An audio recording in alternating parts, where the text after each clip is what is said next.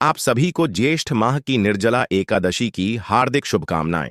दोस्तों, आज के इस वीडियो में हम आपको 2025 में होने वाली निर्जला एकादशी पूजा के बारे में पूरी जानकारी देने जा रहे हैं कि इस साल यानी 2025 में निर्जला एकादशी व्रत कब रखा जाएगा, 6 जून या 7 जून। लेकिन पूरा वीडियो देखें, तभी आपकी उलझन दूर होगी। तो आज के इस वीडियो में हम निर्जला एकादशी के सभी शुभ मुहूर्त, पूजा का समय, पूजा विधि, नियम और इस व्रत में पानी कब और कैसे पीना चाहिए जैसे आपके मन में जो भी सवाल हैं उनके बारे में जानेंगे। अगर आप पानी के बिना नहीं रह सकते तो व्रत कैसे कर सकते हैं? आपको क्या दान करना चाहिए? एकादशी या द्वादशी के किस दिन दान करना चाहिए? और जो सारी चीजें हम दान के लिए बता रहे हैं, अगर हम सारी चीजें दान नहीं कर पाए तो क्या हमें व्रत का फल नहीं मिलेगा? अगला सवाल है, घड़ा दान कैसे करें? पानी से भरा घड़ा दान करने की विधि क्या है? और क्या कुंवारी लड़कियां भी व्रत कर सकती हैं? ये एक ऐसा वीडियो है जिसमें आपको सब कुछ पता चल जाएगा। कोई और वीडियो देखने की जरूरत नहीं पड़ेगी। तो वीडियो में आखिर तक बने रहिए। दोस्तों, आप सभी का एक बार फिर से स्वागत है। दोस्तों, वीडियो शुरू करने से पहले कमेंट सेक्शन में पूरी आस्था के साथ लिखें, जय श्री हरि विष्णु। भगवान की कृपा आप पर हमेशा बनी रहेगी। वीडियो को लाइक करें और हमारे चैनल को सब्सक्राइब करें। प्रिय भक्तों, मनुष्य योनि बहुत दुर्लभ है। 84 लाख योनियों के बाद मनुष्य जन्म मिलता है। अगर कोई मनुष्य एकादशी व्रत करता है तो उसे अगले जन्म में कष्ट नहीं उठाना पड़ता। इसमें कोई संदेह नहीं है। जो व्यक्ति निर्जला एकादशी व्रत को विधि विधान से करता है, उसे मरते समय कष्ट नहीं उठाना पड़ता। वह सीधा विष्णु लोक जाता है।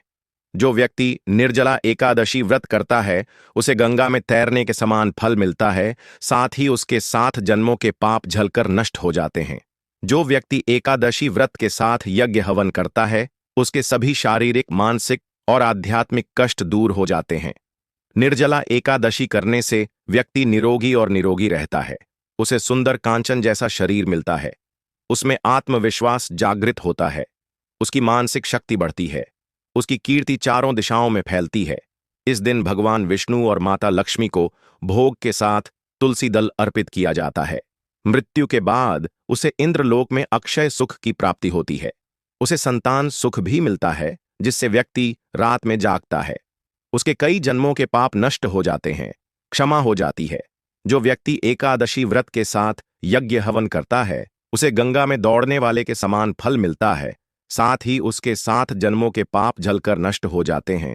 उसे सुंदर कांचन जैसा शरीर मिलता है। उसमें आत्मबल जागृत होता है। उसकी कीर्ति चारों दिशाओं में फैलती है। गीता पढ़ते, सुनते या सुनते समय वह विष्णु सहस्त्र नाम का जाप करता है। मृत्यु के पश्चात उसे भगवान विष्णु का परम धाम प्राप्त होता है। जो जागरण में गाय के घी का दीपक जलाता है, उसे अपने कई जन्मों के पापों पर विजय प्राप्त होती है। जागरण के समय देवता अपने भक्तों के निकट आकर निवास करते हैं। जागरण में रामायण पढ़ने से पूरे परिवार को अक्षय फल की प्राप्ति होती है। विष्णु से बड़ा कोई देवता नहीं है। एकादशी से बड़ा कोई व्रत नहीं है। एकादशी के दिन यदि किसी की मृत्यु होती है तो वह स्वर्ग जाता है। प्रिय भक्तों, इसीलिए एकादशी को व्रतों का राजा कहा जाता है। मित्रों, सबसे पहले प्रश्न पर बात करते हैं, क्या कुंवारी कन्या व्रत कर सकती है? तो देखिए, सनातन धर्म में हमारे शास्त्रों में कहा गया है कि अगर आपकी उम्र 8 साल से ज्यादा है तो आप सभी व्रत कर सकते हैं और आप एकादशी व्रत का भी पालन कर सकते हैं। एकादशी व्रत को सबसे श्रेष्ठ माना जाता है। यह बहुत ही महत्वपूर्ण व्रत है जो आपको सभी तरह के पापों से मुक्त करता है और भगवान विष्णु की कृपा दिलाता है। इस व्रत को कोई भी कर सकता है, चाहे पुरुष कुंवारी कन्या हो या विवाहित पुरुष। कोई भी यह व्रत कर सकता है। उसे इस व्रत का फल अवश्य मिलता है। इसलिए कोई उम्र की सीमा नहीं है। बच्चे भी यह व्रत कर सकते हैं, बड़े भी यह व्रत कर सकते हैं। अगर आप सक्षम हैं, अगर आपके शरीर में व्रत रखने की क्षमता है, तो आप यह व्रत रख सकते हैं। और हां, अगर आप पानी के बिना नहीं रह सकते तो पानी के साथ रह सकते हैं। अगर आप जल नहीं ग्रहण कर सकते तो फलाहार पर रह सकते हैं। और जो लोग फलाहार के बिना नहीं रह सकते, वो भी अगर एकादशी व्रत में भोजन ग्रहण करें, यानी सात्विक भोजन करें, तो उन्हें इस व्रत का फल अवश्य मिलेगा।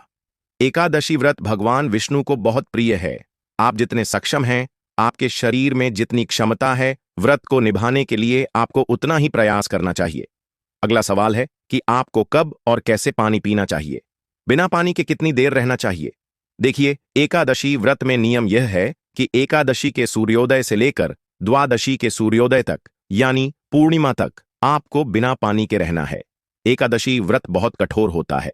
खासकर ज्येष्ठ के महीने में जब बहुत गर्मी होती है, तब एकादशी व्रत रखा जाता है, जो जीवन में जल के महत्व को बताता है। लेकिन अगर आपने एकादशी व्रत रखा है, आपको बहुत प्यास लग रही है, या ऐसी स्थिति है कि पानी के बिना आपका जीवन खतरे में है, तो इसके लिए शास्त्रों में कुछ उपाय बताए गए हैं, जिनसे आपकी प्यास बुझ जाएगी और आपको पाप भी नहीं लगेगा। साथ ही अगर आप इस तरह से पानी पीते हैं, तो आपका व्रत असफल नहीं होगा। आइए जानते हैं वो उपाय क्या हैं। एकादशी व्रत के दौरान अगर आपको बहुत प्यास लग रही है, तो आपको 12 बार ओम नमो नारायण मंत्र का जाप करना चाहिए। इसके बाद रेत, पीतल या मिट्टी के बर्तन में गंगा जल भर लें। इसके बाद आप अपने घुटनों को और हाथों को जमीन पर रखकर पानी पी सकते हैं। इससे व्रत असफल नहीं होगा। इस तरह से पानी पीने के बाद आपको फिर से व्रत का पालन करना चाहिए और अगले दिन यानी 12वें दिन आपको एकादशी व्रत का पालन करना चाहिए। अगर एकादशी व्रत के दौरान आपका गला सूख रहा है, तो आप आमचन कर सकते हैं। इसके अलावा आप पानी को अपने गले से निकाल सकते हैं। ऐसा करने से पानी गले से नीचे नहीं जाएगा और आपका व्रत नहीं टूटेगा। अब बात करते हैं कि अगर आप पानी के बिना नहीं रह सकते हैं तो क्या करें। यदि आप जल के बिना नहीं रह सकते, यदि आप व्रत करना चाहते हैं, तो हमें श्री हरि विष्णु पर विश्वास है कि हमें व्रत करना चाहिए, हमें उनका आशीर्वाद मिलना चाहिए, लेकिन हम जल के बिना नहीं रह सकते। तो यदि आप जल के बिना नहीं रह सकते तो हमें क्या करना चाहिए? कभी कभी कुछ नियम होते हैं, जैसे कि अगर हम सुबह में यह संकल्प लेते हैं कि हम सूर्योदय से कल सुबह तक जल के बिना रहेंगे, तो आपको इस संकल्प का पालन करना चाहिए और इन नियमों का पालन करने की पूरी कोशिश करनी चाहिए। लेकिन अगर आप व्रत में यह संकल्प लेते हैं कि हम जितना हो सके उतना जल के बिना रहने की कोशिश करेंगे, हम अपने शरीर के बिना पानी के रहने की पूरी कोशिश करेंगे, इसलिए आपको जितना हो सके उतना जल के बिना रहने की कोशिश करनी चाहिए। मान लें कि आप दोपहर तक पानी के बिना रह सकते हैं। आप दोपहर तक पानी के बिना रहेंगे। दोपहर में फिर से श्री हरि विष्णु से प्रार्थना करें। पूजा करने के बाद आपको जल लेना चाहिए। यदि आप पानी के बिना नहीं रह सकते हैं, तो आप चाहें तो शाम तक रह सकते हैं। इसका मतलब है कि हमें अपने शरीर से जितना हो सके उतना व्रत पूरा करने की कोशिश करनी चाहिए। तो अगर आप शाम तक, देर शाम तक रह सकते हैं, तो आप श्री हरि विष्णु की पूजा कर सकते हैं, आरती कर सकते हैं। उसके बाद आप एक कटोरी में थोड़ा पानी लेकर उसे पी सकते हैं। दूसरी बात, अगर आप बिना पानी के बिल्कुल नहीं रह सकते हैं, तो आप पानी के साथ भी इस व्रत को कर सकते हैं। ऐसी स्थिति में आपको पानी पीना चाहिए, यानी आपको फल खाने की जरूरत नहीं है। आपको अपने दांतों से कुछ भी चबाना नहीं है। आप पानी या चाय ले सकते हैं, जूस आदि लें और यह व्रत करें। अगर आप बिना पानी के बिल्कुल नहीं रह सकते हैं, अगर आप शारीरिक रूप से अस्वस्थ हैं, तो भी आप यह व्रत कर सकते हैं। आप इस व्रत को सिर्फ जूस, चाय और पानी के साथ कर सकते हैं, यानी पानी और भोजन के साथ। अगला नियम है, अगर आप बिना पानी के नहीं रह सकते हैं, तो आपको कुछ खाने की जरूरत है। अगर आप शारीरिक रूप से स्वस्थ नहीं हैं, तो आप फल के साथ भी इस व्रत को कर सकते हैं। यदि आप वृद्ध हैं, तो आप व्रत का फल पाना चाहते हैं। यदि आपको कुछ मिलता है, तो हम जो भी करते हैं, कम से कम भगवान विष्णु की कृपा से हमें कुछ तो मिलता ही है। ऐसे में आपको एक बार भोजन करना चाहिए, थोड़ी देर, या फिर आप व्रत का फल भी ले सकते हैं और व्रत के नियमों का पालन भी कर सकते हैं। यानी आप कितनी भी कोशिश कर लें, आज का दिन व्यर्थ नहीं जाना चाहिए। निर्जला एकादशी है, साल की सबसे बड़ी एकादशी है। तो अगर आप भगवान विष्णु की कृपा पा सकते हैं, तो आप व्रत के फल यानी व्रत के भोजन से भी यह व्रत कर सकते हैं। आप सेंधा नमक भी ले सकते हैं। अगर आप ऐसा नहीं कर पा रहे हैं, तो मैं आपको भोजन लेने के लिए कहूंगा। सात्विक भोजन लें, इससे भी आपको एकादशी का फल मिलेगा। व्रत की कथा सुनें और आज भगवान की पूजा करें, उनके मंत्रों का जाप करें। भगवान विष्णु के चरणों में जितना हो सके उतना समय बिताएं। अतः यदि आप सात्विक तरीके से भोजन ग्रहण करते हैं और इस व्रत का पालन करते हैं, तो भी आपको भगवान विष्णु की कृपा प्राप्त होगी। वैसे निर्जला एकादशी का नियम यह है कि व्रत को पूर्णतः जल के बिना करना चाहिए। अतः यदि आप स्वस्थ हैं, शारीरिक रूप से जल के बिना रहने में सक्षम हैं, तो एकादशी के सूर्योदय से द्वादशी के सूर्योदय तक जल के बिना रहने का प्रयास करें। तभी हमें इस व्रत का पूर्ण फल मिलेगा। बाकी नियम जैसे जल, भोजन, फलाहार आदि आपको एकादशी का फल देंगे। आपको भगवान विष्णु की कृपा प्राप्त होगी, क्योंकि आपने अपनी शारीरिक क्षमता के अनुसार प्रयास किया है। इस तरह आप रह सकते हैं। अगला सवाल यह है कि आपको क्या दान करना चाहिए। आज आप गाय, सोना, जमीन और कई अन्य चीजें दान कर सकते हैं। और आज आप अपनी क्षमता के अनुसार अन्न, वस्त्र, फल, सब्जी दान कर सकते हैं। अब आपको अपनी क्षमता और धन के अनुसार दान करना चाहिए। आज जल दान का बहुत महत्व है, इसलिए आपको जितना हो सके जल दान करना चाहिए, क्योंकि जल सबसे अच्छा परिणाम देता है। निर्जला एकादशी व्रत में आपको जितना हो सके जल दान करना चाहिए।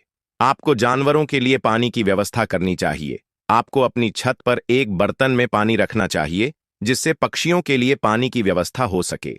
अगर आप यात्रियों के लिए पानी की व्यवस्था कर सकते हैं, तो आप एक चप्पू रख सकते हैं, या आप कहीं भी जूस बांट सकते हैं। आप एक बोतल में पानी दे सकते हैं। किसी भी जरूरतमंद व्यक्ति या प्यासे व्यक्ति को सबसे अच्छा परिणाम मिलता है। एकादशी या द्वादशी, कौन सा दिन दान करने का सबसे अच्छा दिन है? आप दोनों दिन दान कर सकते हैं। आप एकादशी और द्वादशी को दान कर सकते हैं। हमें दान करना ही है। यह सबसे अच्छा और जरूरी है, इसलिए एकादशी और द्वादशी को आप किसी भी दिन दान कर सकते हैं, या फिर दोनों दिन दान कर सकते हैं। आपके मन में कोई संदेह नहीं है। इस समय जरूरतमंद चीजों का दान किया जाता है। जैसे कि गर्मी के मौसम में आप छाता, पंखा, जूते और मौसमी फल दान कर सकते हैं। तरबूज, खरबूजे आदि सबसे अच्छे दान हैं। इनमें ज्यादा खर्च नहीं होता, और हां, आप जितना दान कर सकते हैं कर सकते हैं। कोई बोझ नहीं है। जो भी आपको बताया जाए, हमें वो सब चीजें दान करनी है। आप जो भी दान कर सकते हैं, जैसे कि आप किसी जरूरतमंद को खाना खिला सकते हैं, किसी को पानी दान कर सकते हैं, आप वो कर सकते हैं। आप जितना दान कर सकते हैं कर सकते हैं, और दान का परिणाम हमेशा सबसे अच्छा होता है। आपको जितना दान कर सकते हैं करना चाहिए। घड़े के दान की विधि क्या है? देखिए, अगर आपको घड़े में पानी भरना है, तो आपको मिट्टी का घड़ा लेना होगा। आप चाहें तो तांबे या किसी और धातु का रंग ले सकते हैं। तो आपको अपने घर में मौजूद शुद्ध जल को घड़े में भरना है। आपको उस पर सफेद कपड़ा रखना है। घड़े को सफेद कपड़े से ढककर उस पर चीनी डालनी है। और अगर आप और भी चीजें दान करना चाहते हैं, जैसे फल, तो आप इस घड़े से या पंखे से दान कर सकते हैं। तो इस तरह से आपको कपड़े के साथ घड़ा ले जाना है और दान के साथ दान करना है। कुछ पैसे दान के तौर पर रखें और उसे अपने साथ ले जाकर किसी ब्राह्मण को दान कर दें, या फिर आप उसे किसी मंदिर में दान कर सकते हैं। तो यह है घड़ा दान करने की विधि। प्यारे भक्तों, आइए जानते हैं शुभ मुहूर्त और पारण समय के बारे में। लेकिन अगर आपको अभी भी वीडियो पसंद नहीं आया है, तो कृपया वीडियो को लाइक करें और चैनल को सब्सक्राइब करें। इस बार 6 जून शुक्रवार को 2:16 पर एकादशी तिथि शुरू होगी। अगर हम देखें तो 5 जून गुरुवार को एकादशी तिथि समाप्त होगी। 7 जून शनिवार को 4:47 पर 6 जून शुक्रवार को एकादशी तिथि शुरू होगी।